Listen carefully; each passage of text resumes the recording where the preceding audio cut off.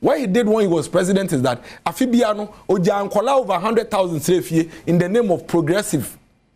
Enti embra o say mama mi si dan nkakra akra bi si wi ansa mu nyina maba. Enti hwan ba na uja no wofie no. Sa akola na uja no wofie in the year 2013 no. Unim ne hyebre ne. So there's a big difference between him and us. We try to find a way for everybody to survive and everybody to thrive.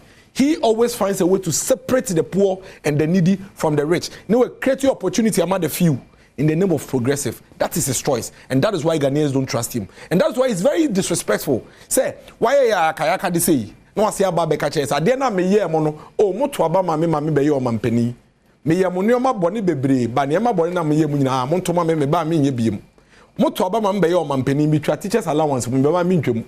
Moto abama me be yo mampeni. Me free senior high school no. Me se me ye me no progressive.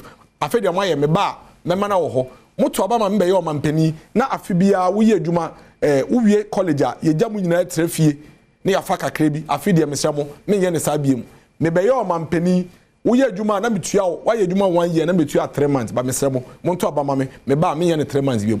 How do you think people will believe you? Do you say I'm for Dr. Bawumia? Absolutely. We are sure. Absolutely. It's a Dr. Alhaji Absolutely. Vice President. Absolutely, because you see Dr. Mahamudu complain about the Kufuado led MPP government. You see what boy Kufuado so say Bawumia na mamba atamels. Me kama Mahama. Ana mamba atamels. Because me ba na mamba atamels. Bawumia is part of a Kufuado. Now see again you are making that you are jumping the conversation. Okay. Okay, what's okay Kufuado? Me ke what say me ba atamels.